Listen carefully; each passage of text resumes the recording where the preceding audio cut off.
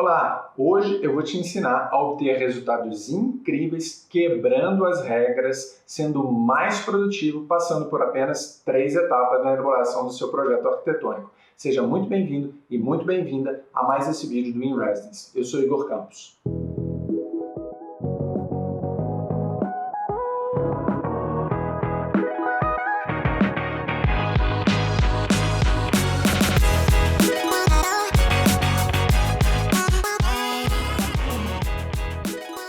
Gente, eu não quero de forma alguma chover no molhado. Na verdade, as informações relativas à etapa do projeto, eu imagino que vocês já estejam carecas de saber.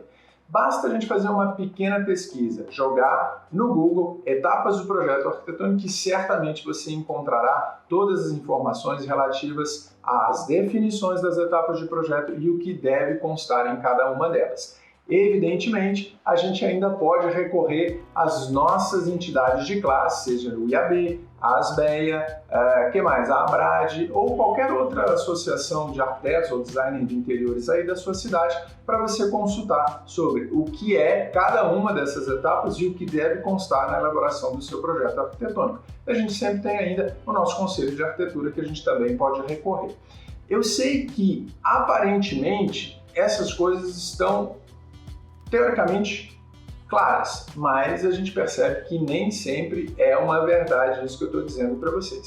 Por quê? Porque quando a gente compara, na verdade, os produtos de cada um dos escritórios, quando se fala em, por exemplo, estudo preliminar, anteprojeto e projeto executivo, a gente vai perceber que, na verdade, não existe um consenso do que é cada uma dessas etapas e o que deve constar em cada um desses desenhos, de que maneira a gente deve apresentar isso para os nossos clientes. Agora você imagina só, se entre nós, profissionais, não existe um consenso em relação ao que são essas etapas de projeto e o que deve constar em cada uma delas, imagina só na cabeça do nosso cliente. Cara, ele vai até você, pede uma proposta para a elaboração, por exemplo, de um projeto residencial para 3, 4 escritórios e cada um desses escritórios apresenta, de maneira diferenciada essas etapas de produção do projeto arquitetônico.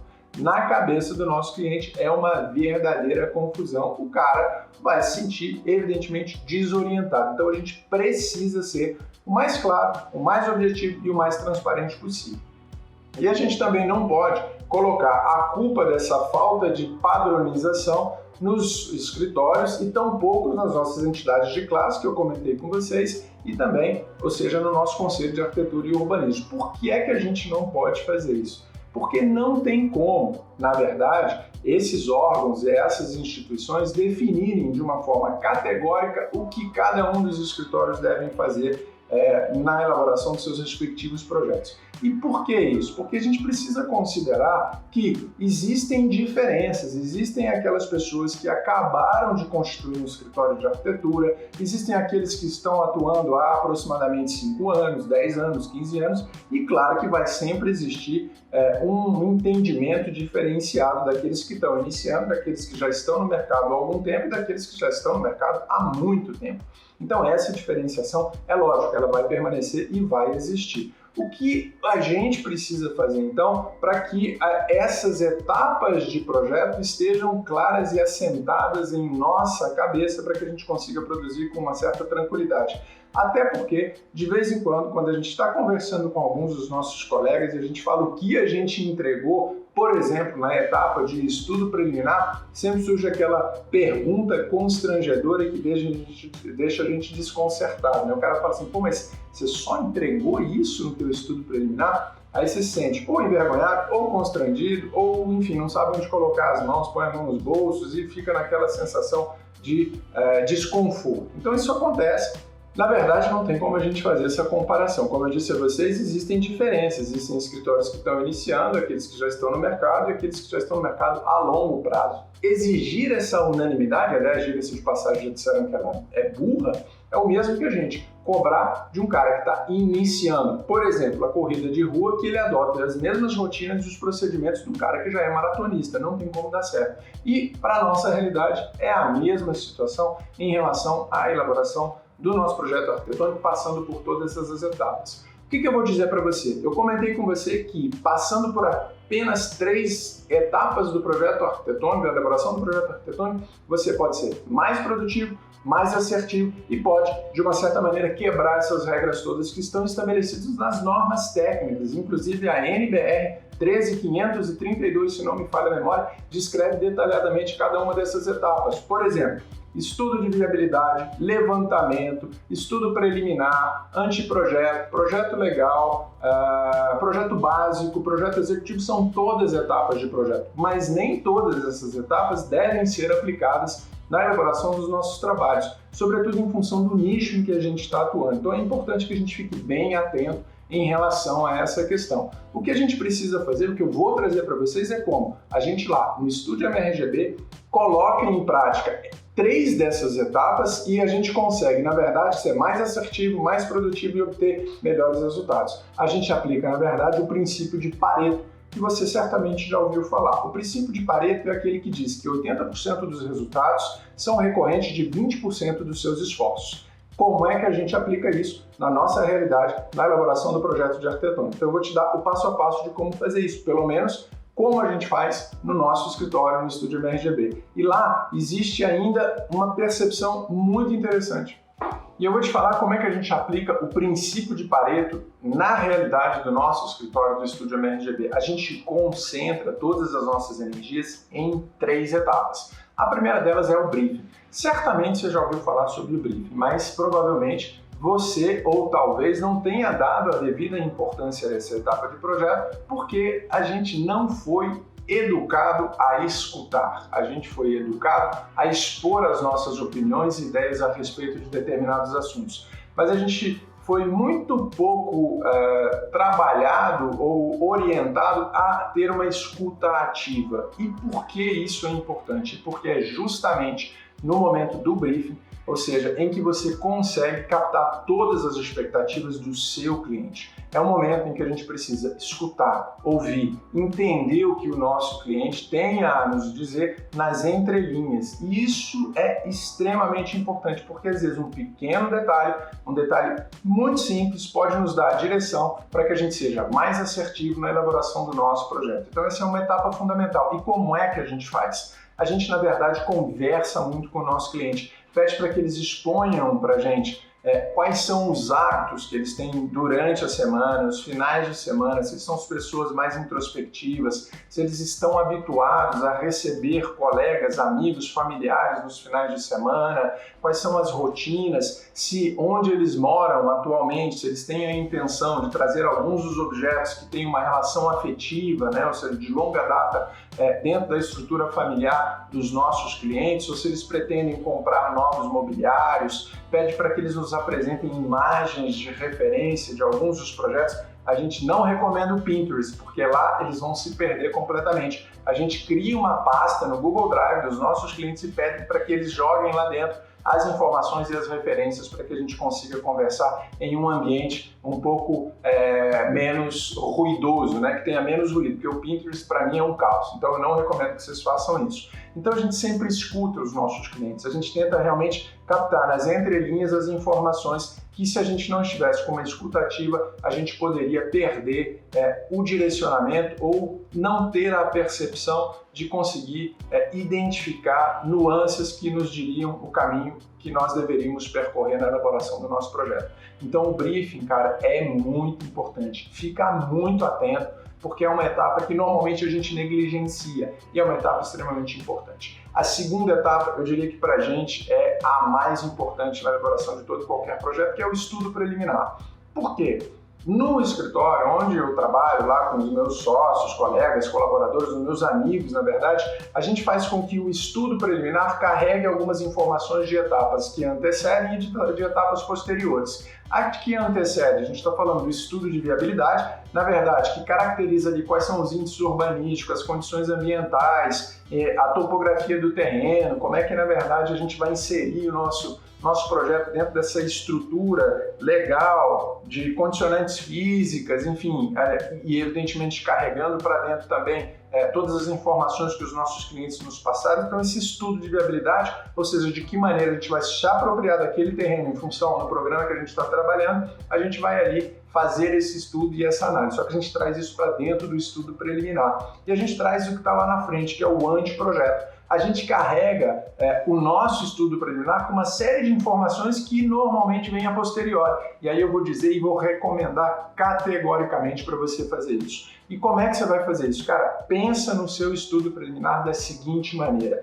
Imagine, na verdade, o estudo preliminar carregando uma série de informações que são extremamente importantes e que normalmente impactam significativamente no nosso projeto. E quais são elas? No estudo preliminar, pense, pré-dimensione as estruturas, sejam elas em concreto, aço, madeira, mas já desenhe, na verdade, a estrutura do seu projeto, do projeto arquitetônico. É importantíssimo que você domine essa técnica para obter sucesso e para obter, na verdade, o reconhecimento profissional por parte do seu cliente e, sobretudo, dos parceiros que estão trabalhando com você. Então, essa é uma estratégia indispensável para você conseguir obter os resultados que você pretende. Pensem também nas infraestruturas, as infraestruturas de instalação elétrica, instalação hidráulica, todas as estruturas, os percursos que normalmente elas vão fazer para que a tua edificação realmente funcione adequadamente com todas essas demandas que hoje são necessárias. Cara, captação de energia solar por células fotovoltaicas, reservatório de água, onde é que vão estar os conversores de energia, onde é que vai estar ali uma salinha para ter uma automação, os racks, enfim, a instalação dos gases, depósito de gás, como é que você vai fazer isso, acessível, relógio, enfim.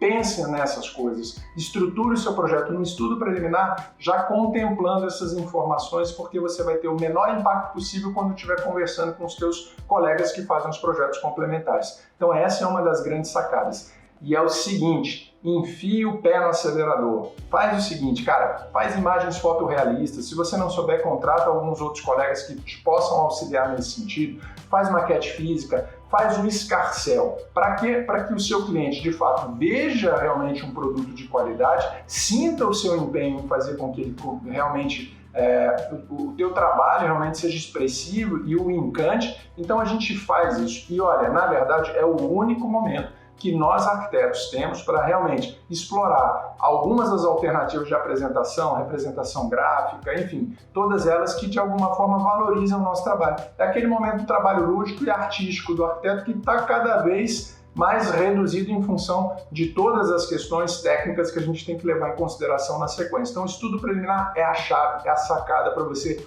obter resultados incríveis. E quando eu falo de resultados incríveis, o que eu estou querendo dizer? Estou querendo trazer resultados que são palpáveis para vocês.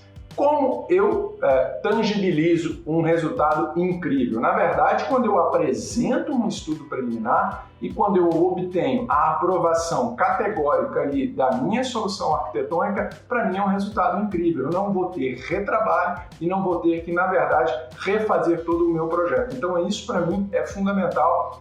A gente conquista o nosso cliente, a gente se sente mais seguro das nossas propostas e do que a gente está oferecendo como serviço. Então, essa é a grande sacada. Aí você vai dizer para mim assim, pô, mas se eu enfiar o pé no acelerador, provavelmente eu posso errar. E se eu errar, todo o meu trabalho vai por água abaixo. E eu vou te dizer o seguinte, se você for inteligente o suficiente para quando elaborar a sua proposta comercial para fazer aquele projeto arquitetônico, considerar eventualmente que você precisará fazer uma revisão, e uma revisão global de tudo aquilo que você imaginou em um determinado momento, considerando esses aspectos todos, precificando, imagens, maquete, colaboradores trabalhando. Se você for inteligente e conseguir dimensionar isso e agregar isso na sua proposta como uma revisão, você não vai estar perdendo nem tempo, nem dinheiro. Na verdade, você está ali se resguardando de uma eventual revisão necessária na elaboração do seu projeto. Então essa é a grande sacada. Aí você pode me dizer assim, pô, mas se eu apresentar, o meu cliente vai negar, ou seja, ele vai reprovar a minha ideia, eu vou entrar num estado de frustração muito grande e ele também. E eu vou te dizer, olha, a frustração faz parte da do nosso sentimento diário, né? Quantas e quantas vezes a gente já não elaborou um projeto, não foi aprovado, ou esse projeto foi para a obra e na verdade foi descaracterizado na obra, ou então a gente conversou com um determinado colega que disse que aquela solução que a gente imaginou eventualmente é inviável do ponto de vista econômico. Então a frustração realmente faz parte do cotidiano do arquiteto e a gente tem que começar a lidar com ela com cada vez mais naturalidade e entender que a gente precisa superá-la a todo momento. Se você partir do princípio que eu não vou me entregar na elaboração do meu estudo preliminar com medo de se frustrar, eu vou dizer para você, você começou errado, a probabilidade de dar errado é gigantesca. Então, concentre as suas energias, faça com que você obtenha o melhor resultado possível. E como é que você vai chegar a essa conclusão? Sentindo-se satisfeito daquela proposta que você apresentou, de entender que você deu 100%, que os teus colaboradores também entenderam que era a melhor alternativa, em que pese eventualmente uma reprovação por parte do seu cliente. Então, não fique tão engessado, entregue-se realmente na elaboração dessa etapa. Mas a última etapa do projeto de arquitetura é o projeto executivo, e lá é onde a gente vai costurar todas as informações técnicas. A partir do momento em que a gente sai do estudo preliminar, em que a gente vai realmente para o projeto executivo, e é o que a gente faz lá no estúdio MGB, briefing, estudo preliminar e projeto executivo. São as 3 etapas com as quais você, trabalhando de maneira correta, você vai ter o êxito e o resultado que eu te disse.